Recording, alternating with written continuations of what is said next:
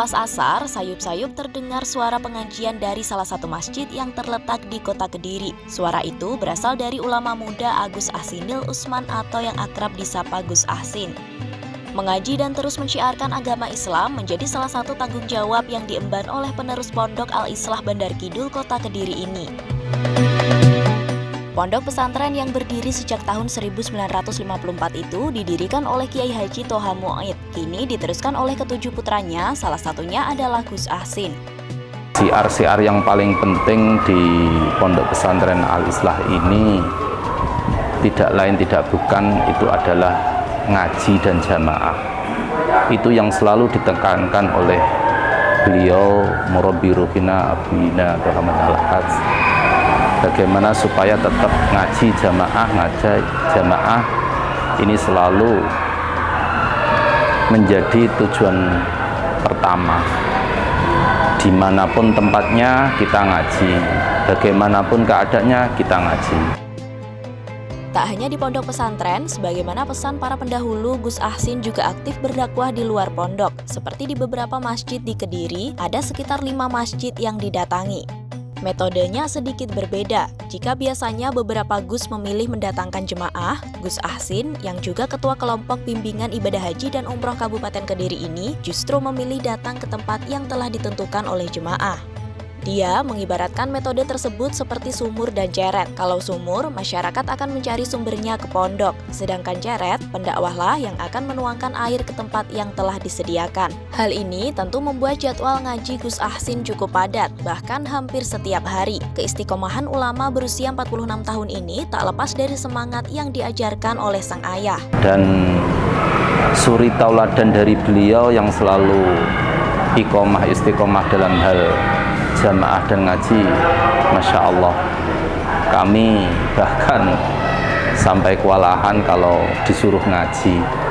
Beliau cukup istiqomah, tindakan begitu kondur langsung ngaji. Kalau kita yang masih muda-muda ini begitu tindakan pulang ya leren sebentar, tapi kalau beliau langsung ngaji. Lah inilah suri tauladan yang selalu harus kita kedepankan. Memulai berdakwah sejak usia 25 tahun, Gus Ahsin selalu diajarkan untuk bisa mengayomi, berdakwah dan menjadi pembeda di tengah-tengah masyarakat. Di luar pondok, kebanyakan jamaahnya merupakan masyarakat usia lanjut, pun juga dari berbagai latar belakang yang heterogen.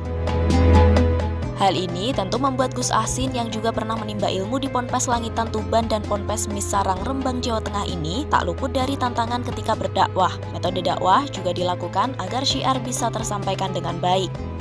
Majelis taklim ini kan kebanyakan hampir 90% itu usia lanjut itu dari kami itu. Jadi cara berdakwah kita yang paling efisien untuk saat ini ya pendekatan dengan uswah, dengan haliyah itu. Ketika sudah pendekatannya dengan haliyah, dengan uswah, dengan tindak tanduk, tingkah laku kita sentuh, semoga itu menjadi terbuka. Yang selanjutnya dengan bidu'a, dengan bagaimana cara kita agar jamaah itu bisa mendoakan itu, baik kepada putra-putrinya, kepada saudara-saudara kerabatnya, itu kita ajari dia berdoa. Bagaimana supaya ketika sudah dengan haliyah ternyata tidak bisa, maka yang terakhir dengan doa. Dalam menyampaikan dakwah, kajian yang dipilih pun menyesuaikan dengan keinginan jamaah. Yang paling sering adalah kajian tentang tafsir, hadis, dan nasihat-nasihat.